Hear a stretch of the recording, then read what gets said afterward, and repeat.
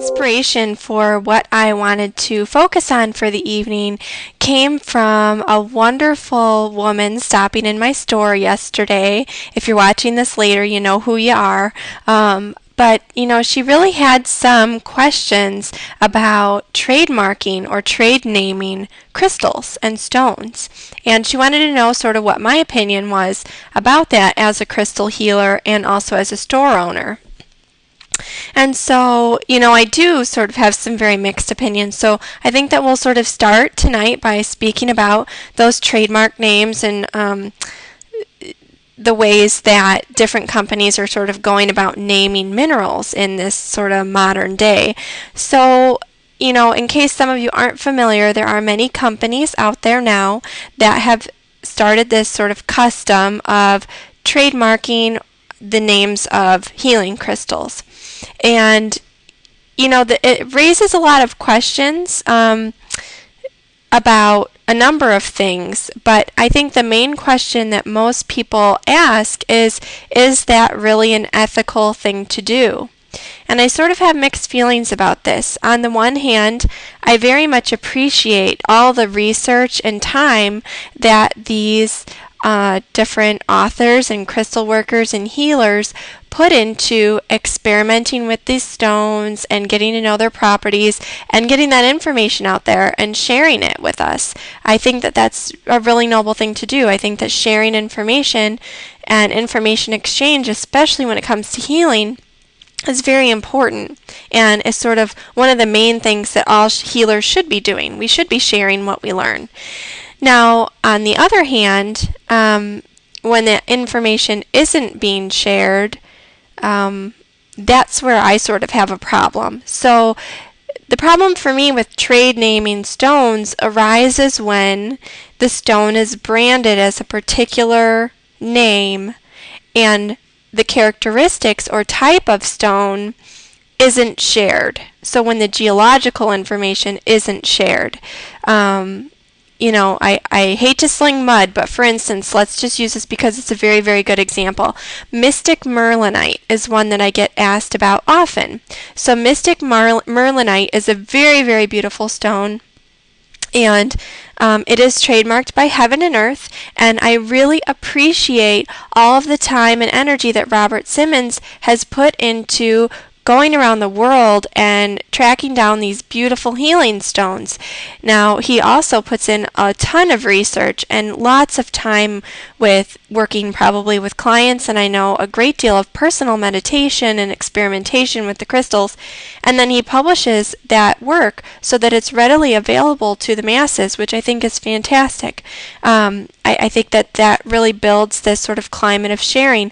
On the other hand, the one thing that company in particular doesn't do all of the time, and I've seen that they're getting a little bit better about this, is share the information on what that stone actually is. So Mystic Merlinite is actually an indigo gabbro that's found on Madagascar. And this information isn't quite forthcoming from Heaven and Earth, who has the trademark on this specific type of indigo gabbro, calling it Mystic Merlinite. And so the problem lies in the fact that many people then have an issue finding the stone anywhere other than Heaven and Earth because they're looking for it under the name Mystic Merlinite. And unless the stone has been purchased directly from the consumer through Heaven and Earth or through a distributor who's purchased it from Heaven and Earth, that consumer will not find it under the name Mystic Merlinite. So vendors and stores are only allowed to use these trademark names if they're purchasing it from the trademarking agent. Now that sort of brings a problem because it really creates a lot of confusion. Being a shop owner myself, I have many people coming in and looking for these specific stones, but if I have not purchased them through that dealer, then legally I'm not allowed to title them under that same trademark name. So I would have to use the name, for instance, Indigo Gabbro if I was marketing this same exact crystal, just that if I didn't purchase it from Heaven and Earth as a distributor. So the problem therein lies that people are then either buying multiple stones or they're getting misinformation about the crystal. The other thing that I sort of have an issue with when it comes to that trademarking of the crystal names is that I think people should know the geological information about their crystals as well. As a healer, that's very important to me. I know that I want to know why a stone works in a particular way. And so, for instance, a gabbro contains a lot of feldspar. Now, other things that are considered to be feldspars or related to the feldspars include things like moonstone, labradorite. So to me, that tells me that these groups of crystals may work well to activate the higher chakras, which Mystic Merlinite does. But if I didn't have that connection of knowing that it was actually a gabbro, which contains this feldspar, I may never put that connection into place. I may never have that realization. So that's sort of another reason, in my opinion, that this becomes very important. So many people sort of ask about, well, is this really ethical? How can you put a trademark on a stone? Just like how could you do that with a plant, with a living being? And, I think that really has to be put on the shoulders of the people who are trademarking these names. And, it's a little bit different than a miner giving a specific agate a particular name because it comes from a particular mine and has unique characteristics. So we see this a lot where things are given these sort of locality names.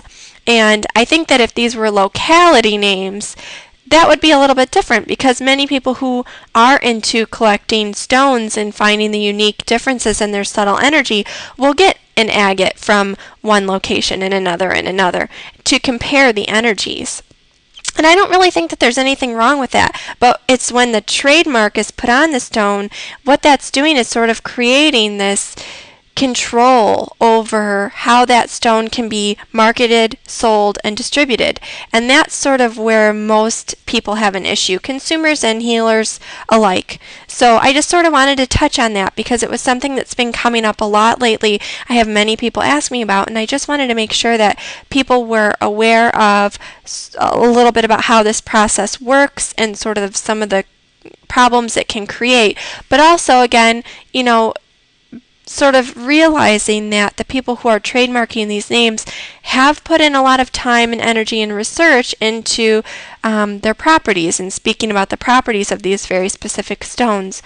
So, the issue for me sort of lies in the fact that I think that could be done even without the trademark on the name.